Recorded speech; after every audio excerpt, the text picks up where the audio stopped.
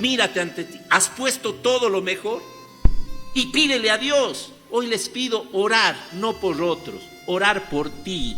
Dile al Señor, yo quiero llevar a mi vida esa fidelidad de una familia. No quiero lo que pueda aportar mi esposa, mi esposo, mi padre, mi madre, mis hijos. ¿Qué aporto yo para que en mi familia esté la presencia de Dios con el amor? Ahí empieza la salvación de este mundo, porque no hay un ser humano que no nazca de una familia, y la familia es el principio de la salvación de este mundo. Entonces ahí está la tarea. Si el demonio quiere atacarla, salvemos nuestras familias, entendiendo que por encima de todo está la voluntad de Dios. Y la tercera, porque dije 3, habrán algunos que ya fracasaron, que ya se tropezaron. Tienes 2 caminos: te quedas caído, te quedas hundido o te levantas. Proclamación de la buena nueva de nuestro Señor Jesucristo según San Marcos. Gloria a ti, Señor.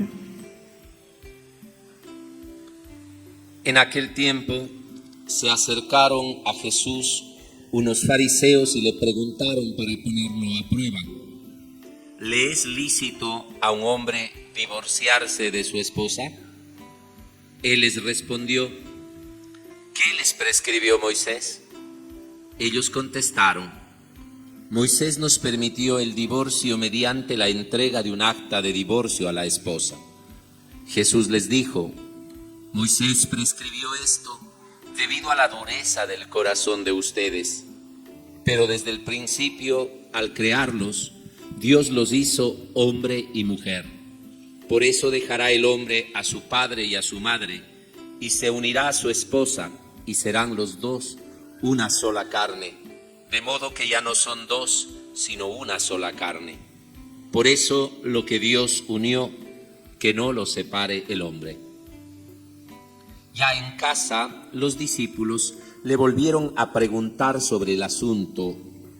Jesús les dijo: si uno se divorcia de su esposa y se casa con otra, comete adulterio contra la primera, y si ella se divorcia de su marido y se casa con otro, comete adulterio. Después de esto, la gente le llevó a Jesús unos niños para que los tocara, pero los discípulos trataban de impedirlo. Al ver aquello, Jesús se disgustó y les dijo: dejen que los niños se acerquen a mí y no se lo impidan, porque el reino de Dios es de los que son como ellos. Les aseguro que el que no recibe el reino de Dios como un niño, no entrará en el reino. Después tomó en brazos a los niños y los bendijo, imponiéndole las manos. Palabra del Señor. Gloria a ti, Señor Jesús. Tomemos asiento, por favor.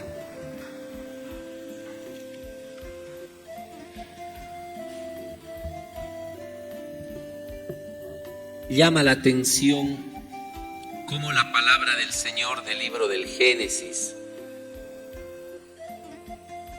en el que Dios empieza el sueño maravilloso del mundo, pero no como tal ni del universo como tal, sino como un lugar para allí albergar lo más amado que tiene a sus hijos, a los hombres.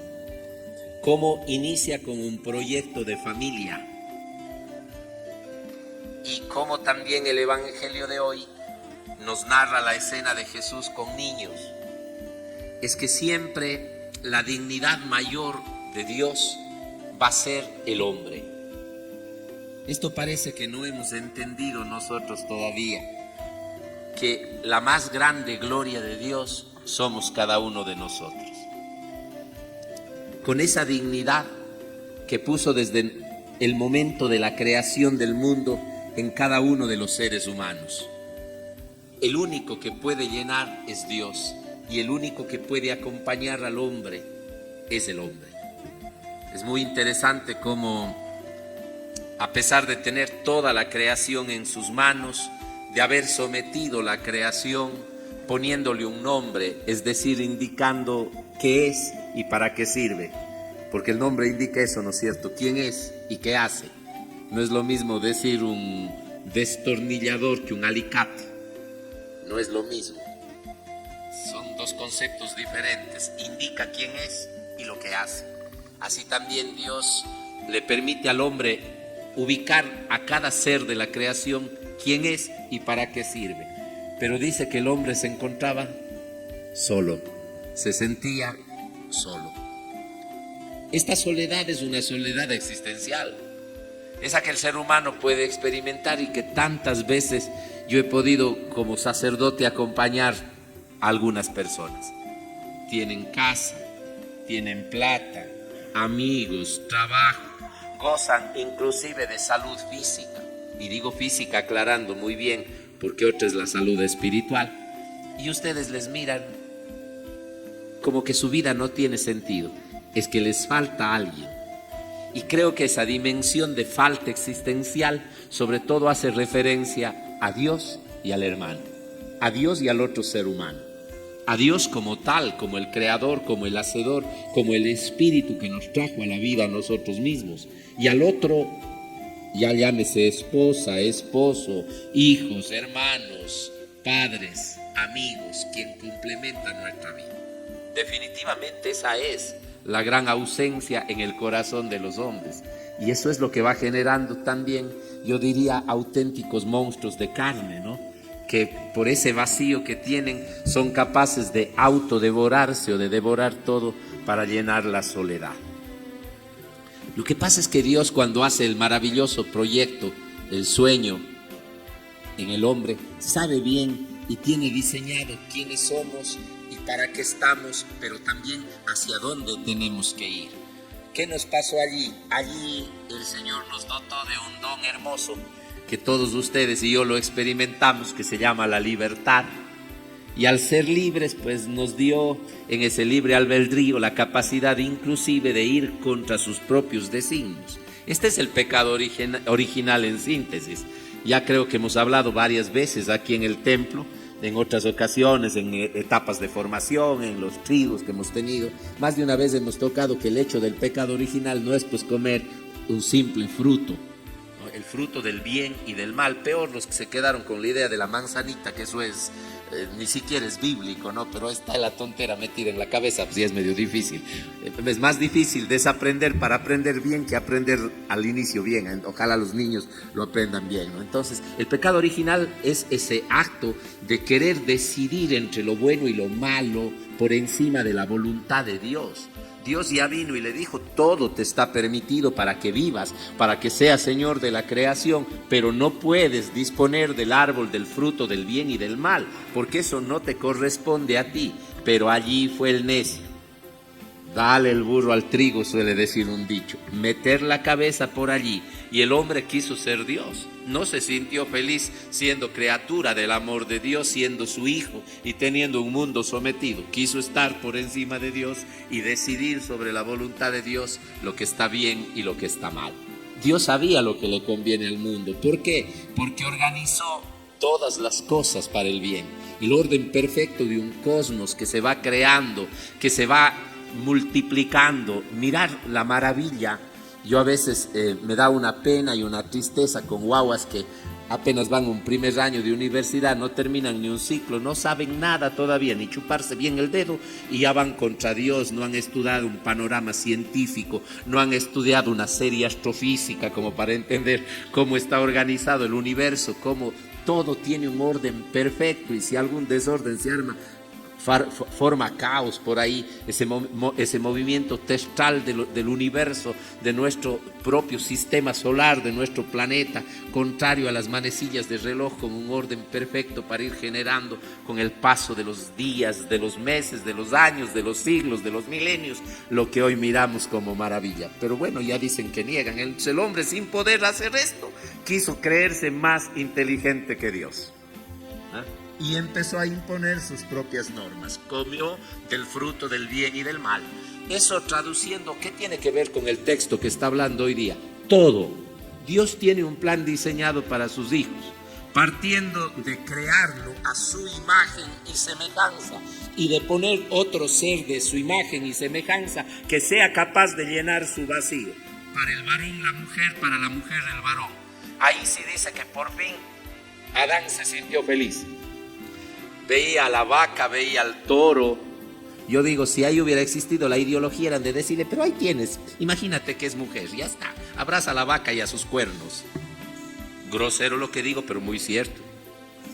Muy cierto, es que no es problema de ideología, no es problema de percepción, es de realidad. Se sentía solo.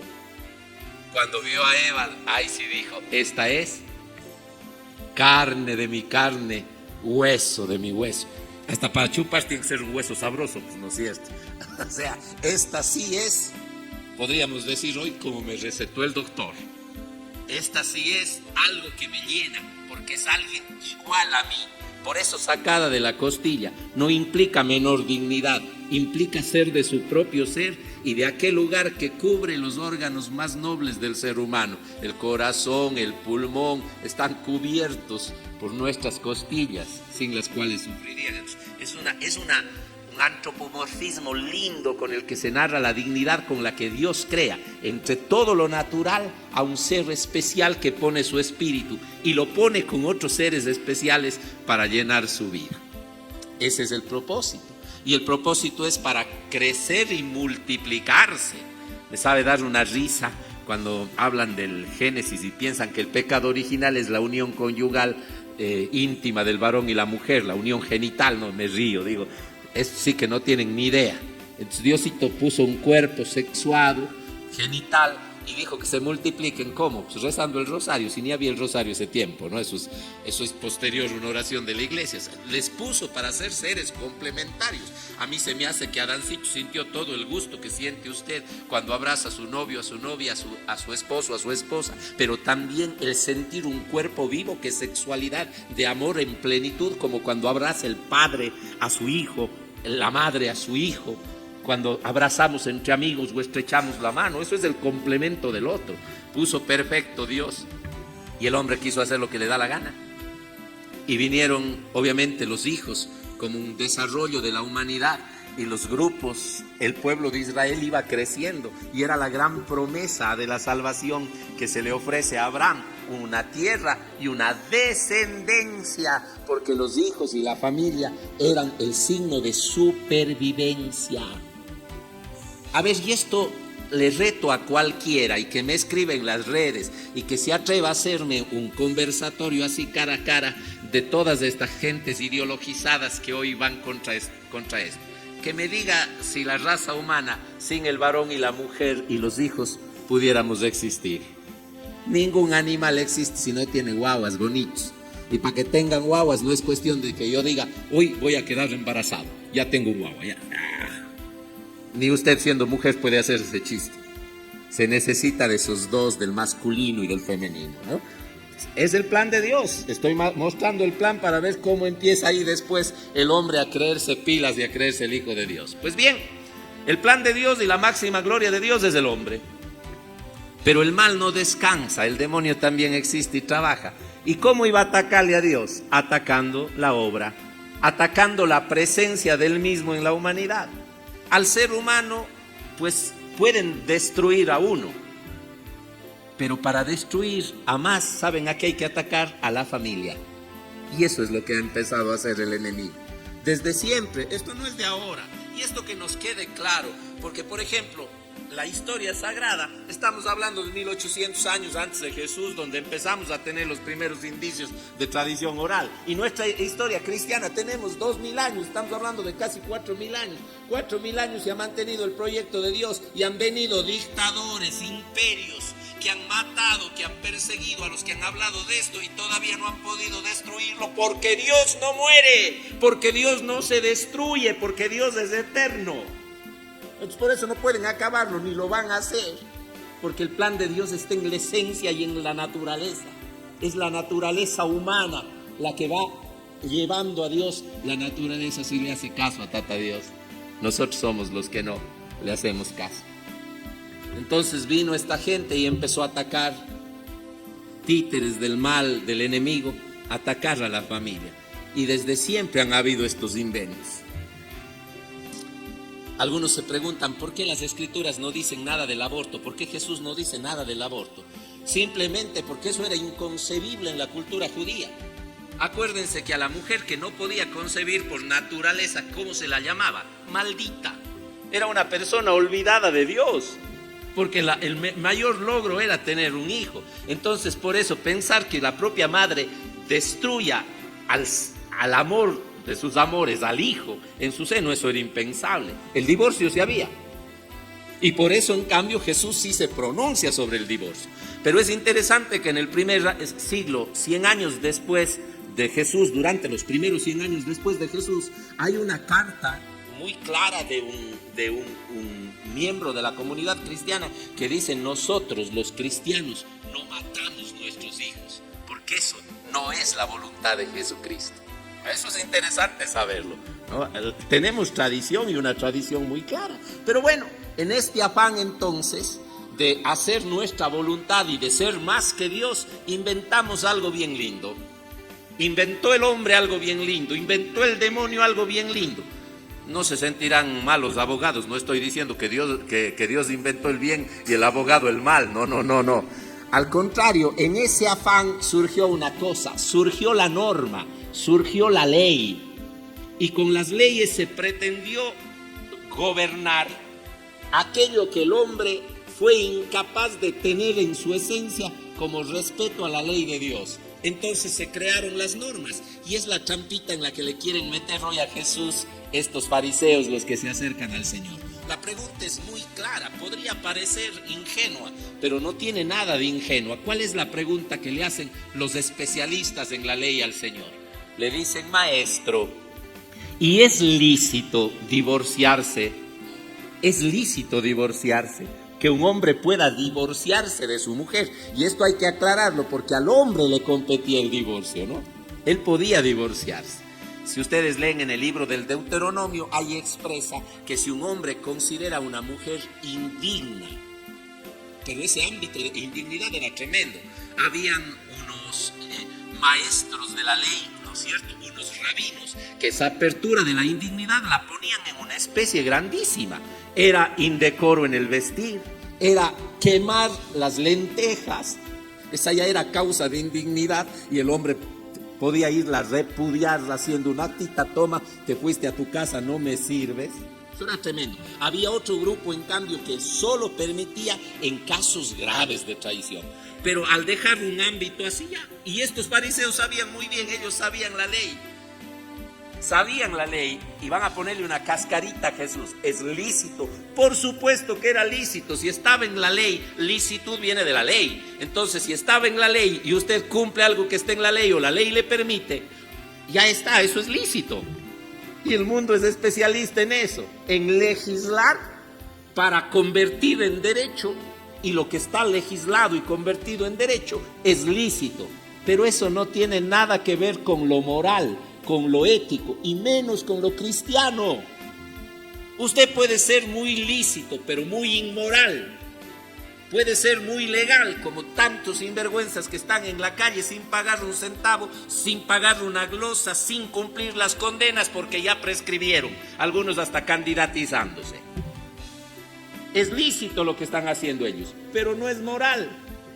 No es moral. Una madre que se practique en el tiempo que la ley permite la expulsión, como dicen algunas leyes, del producto del embarazo, está haciendo algo lícito, pero es algo inmoral que le va a destruir la vida. Está asesinando una vida. Aquí no me vengan con licitud o no. Y hay gente que se abandera en el derecho. El derecho es torcido si es que no está bajo la norma moral, bajo el sentido común. Y más que nada, ya dejemos, yo decía hoy en la misa de la mañana, este discurso no es para los que están afuera, y no me refiero a la gente que se ha quedado en la puerta afuera, sé que hay bastantes. No me refiero a ustedes, me refiero a los que no vienen al templo, a los que no son parte de nuestra comunidad cristiana. Esto es para nosotros los cristianos. Para nosotros los cristianos no hay más ley que la ley de Dios, y punto. Los códigos, esas cosas, se crearon por otra cosa que hoy mismo Jesús responde en el Evangelio de hoy. Cuando le dicen, sí, Jesús responde con una pregunta. Cada que a Jesús le ponen una cascarita, Jesús es brillante. Hay un libro que se llama Análisis de la inteligencia emocional de Jesús. Es una maravilla. Él no responde sacando teología, ni tampoco presume, yo soy Dios. No. Les responde con otra pregunta. ¿Y qué les dijo Moisés? Desde ahí ya son bien tontitos, ya cayeron en la trampa. Moisés no es Dios. Y enseguida ellos se abanderan en Moisés. Moisés nos dijo que podemos darle un acta de divorcio y que ya quedamos divorciados. Entonces nosotros también podemos decir, el Tribunal Constitucional, la Corte de Justicia, los asambleístas, el gobierno, el padre Marcelito, el director de mi grupo. ¿Y quiénes son ellos? ¡Hombres! ¡Hombres! Y los hombres permiten porque son duros de corazón. Moisés les permitió el divorcio porque son duros de corazón, porque son incapaces de llevar la ley de Dios en su corazón, porque Dios ha sido incapaz de fecundar su corazón con su palabra y con su amor. Por eso les permitió. Pero el Creador, el que está por encima de los hombres, los creó varón y mujer. Por eso no está permitido. Y el que lo hace comete adulterio. Punto. Así es que eso no es invento de los curas. Ay, padre, pero mi marido me da 3 pizzas diarias. A ver. Entendamos lo que es adulterio, porque parece que por allí no estamos entendiendo claro. Nunca la iglesia ha dicho, pues anda y déjate crucificar. El masoquismo no es cristiano. No es cristiano. Sufrir por el amor es otra cosa. Pero el masoquismo no es cristiano. Yo amo tanto a una persona que aunque a veces se equivoca, le doy oportunidades, le ayudo y vamos saliendo juntos. Como cuando se saca un ahogado. El ahogado le araña, le tira los pelos, le golpea, pero le salva. Se salvan los dos. Pero ya si no quiere dejarse agarrar, hay que dejarle a que se ahogue el chuchot, ¿no es cierto? Yo me libro. Y esto la iglesia ha permitido, la separación de cuerpos. Pero no es lo mismo que el adulterio. Entendamos lo que es el adulterio, la misma esencia. Hay gente pilla que empezó un tiempo a elaborar joyas de oro que no eran oro. Sea que les recubrían con oro o sea que mezclaban con oro. Esto, por ejemplo, los joyeros saben, ¿no es cierto? Se llamaba el shungo, le dicen, ¿no? O sea, le ponen un corazón. Es una joya falsa. Por fuera es oro, pero por dentro no es oro, o no es oro puro. Puede parecer oro, tener algo de oro, pero está adulterado. Lo mismo puede decir, el agua con leche no es lo mismo que la leche con agua, es adulterada. Eso es, no está la esencia. ¿Cuál es la esencia de la familia? El amor. Y si una persona golpea, lastima y otra porque es un enfermo mental, porque es un traumado, entonces ahí falta la esencia, porque no puede amar quien no goza plenamente de sus facultades. Por eso hay tanto matrimonio que inclusive en las normas de la iglesia se permite la anulación. Y la palabra anulación significa inexistente, porque no hubo este vínculo central que es el amor. Entonces, cuando falta el amor no hay un matrimonio real. Pero más grave todavía, si yo ofrezco amar en la alegría, en el dolor, en la pobreza, en la prosperidad, ser fiel, acompañar en los momentos difíciles, eso es el oro. Pero por dentro estoy metiendo un alma en esa joya de basura que no sirve tanto. Yo estoy fallando a eso. Entonces cuando yo doy mis promesas a otra persona, ese es el adulterio. El problema es que mucha gente deja la principal porque ya encuentra una sucursal. ¿Sí me entendieron? O sea, la gente no es que dice, no, ya esta situación es insostenible, hay violencia física para mí, para mis hijos, ponemos distancia, no, ya han sido una tras otra las traiciones, no, sino normalmente la gente quiere divorciarse, quiere separarse y quiere que el cura bendiga porque ya andan con otra persona. Alguna vez alguien a mí me exigió que le diera absolución sabiendo que esa persona ya estaba con amante viviendo, separando otro hogar también con amante. Díganme ustedes, eso no puede. ¿Sabes por qué? Porque yo soy un simple ser humano. Ni el papa, ni el obispo, ni el cura, ni nadie puede irse contra la ley de Dios. Quien puso la ley es Dios. ¿Se entiende entonces por qué el Señor dice que no está permitido eso? Entonces no es gustito ni capricho nuestro. Más bien creo que tenemos que luchar mucho por la familia. Dios ha dicho sí a la vida, Dios ha dicho sí a la familia. Y nosotros, cayendo en la lógica del mundo, cayendo en la lógica del corazón duro, hemos transformado en derechos, normas que se van contra Dios. Para los católicos eso no existe. Dios es nuestra suprema ley. Su palabra es nuestra suprema ley. No puede ser católico, es inconcebible. Es el agua y el aceite. Un verdadero católico no se puede mezclar con leyes de eutanasia, con leyes de aborto. No se puede estar considerando al divorcio como algo bueno. Es y será siempre un mal menor que causa daño, y a veces causa daño a quien más frágil es, a los hijos y también a las personas. Oigan, hoy día dice Jesús, no es bueno que el hombre esté solo. Yo conozco mucha gente divorciada y ustedes vieran la tristeza que a veces se cargan en el alma, y han pasado por 1, 2, 3 parejas y no son felices, porque siempre van a quedar rezagos de un pasado, de una historia. Usted se lastima y puede ser que cure, pero la cicatriz queda y el dolor de esa herida ocasionada algún día queda, y más si se ocasiona a otros. Esto nos lleva a 3 actitudes. La una, pensar bien, y aquí tienen un papel importante ustedes, chicos. Me van a decir, eso no es fácil, padre, lo que usted está diciendo. Efectivamente, no es nada fácil. Por eso a los jóvenes solteros les digo, piensen bien. Yo soy un cura que siempre antes de casarles, desde aquí, cuando estoy dando el sermón desde aquí, o si me bajo a darles el sermón de abajo, al final les digo, si quieren amarse así al extremo de dar la vida, sabiendo que esto es indisoluble, quieren eso. Y algunos me dicen, les repito de nuevo, seguros, todavía están a tiempo de salir corriendo, les muestro la puerta. Hasta ahora no se ha ido ninguno. Yo quiero ver así que salga y que el novio salga atrás. Espera. Con la velocidad de Matrix así. O la novia al novio. No se ha dado. Pero lo que les digo es serio. Entonces, la primera cosa que implica asumir con responsabilidad y entender que un proyecto maravilloso de Dios, que no es fácil, no lo podemos vivir con la alegría de este mundo ilógico que te hace pensar que solo sonreír. Todo nos cuesta esfuerzo.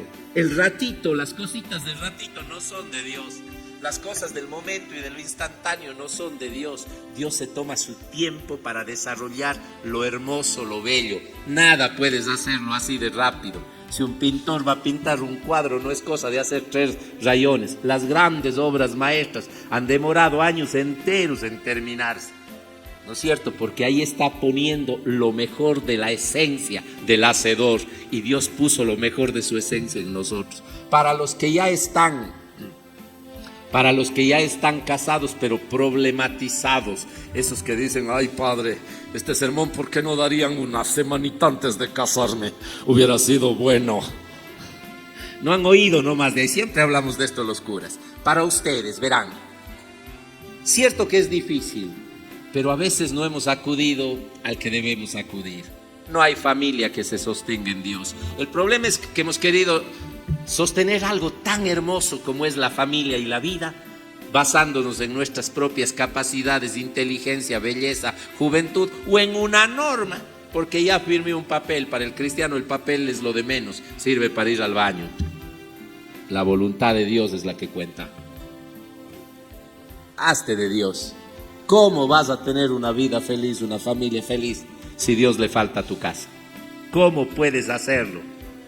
Piensa en eso. Y quieres una razón enorme. No te voy a decir que mires a los hijos, porque la ausencia de los padres para los hijos es tremenda. Vean, ayer había un perrito aquí perdido, y a propósito, sus dueños están desesperados. Si alguien le encontró un chiquito perrito, una cosa bien linda, algún hermano ayer de pronto le llevó porque le buscaba, ¿no? Y sé que están por aquí los dueños. Pero un perrito busca a su dueño, a su amo, angustiado. ¿Sabes la falta que debes hacer como padre o como madre en el hogar cuando tu hijo te busque y llegue y tú no estés? Entonces no te voy a decir que veas al hijo, que ahí hay una razón enorme. No te voy a decir que veas a la mujer, al marido, que a veces sí sacan canas verdes, y a los que no tienen pelos, pues peor todavía, no hay ni dónde tirarse. ¿Sí o no, hermano? Así, o sea, todos tenemos problemas. Yo también les hago tener iras a ustedes. Y ustedes, de vez en cuando a mí también, ¿no? No te voy a decir que mires al otro, te voy a decir que te mires tú mismo ante el espejo. Mírate ante ti, has puesto todo lo mejor y pídele a Dios. Hoy les pido orar, no por otros, orar por ti. Dile al Señor, yo quiero llevar a mi vida esa fidelidad de una familia. No quiero lo que pueda aportar mi esposa, mi esposo, mi padre, mi madre, mis hijos. ¿Qué aporto yo para que en mi familia esté la presencia de Dios con el amor? Ahí empieza la salvación de este mundo, porque no hay un ser humano que no nazca de una familia, y la familia es el principio de la salvación de este mundo. Entonces ahí está la tarea. Si el demonio quiere atacarla, salvemos nuestras familias, entendiendo que por encima de todo está la voluntad de Dios. Y la tercera, porque dije 3, habrán algunos que ya fracasaron, que ya se tropezaron. Tienes 2 caminos: te quedas caído, te quedas hundido, o te levantas, tratas de recuperar lo que es posible. Y si hay cosas que no son posibles, cierras ese ciclo de tu vida, ya deja de hacer daño. Hay gente amargada, juicio tras juicio, juicio al marido, juicio a la mujer, juicio hijos, juicios padres. ¿Hasta cuándo? ¿Cómo queremos paz en el mundo si con aquellos que engendramos la vida no somos capaces de tener paz? ¿Te das cuenta? Por eso, para el cristiano, la ley de Dios es y será siempre lo más importante. ¿De cuál va a ser usted? ¿De Dios o de la ley? ¡Qué bueno! ¿Oyeron esa niña? Esa es la esperanza. Que así sea.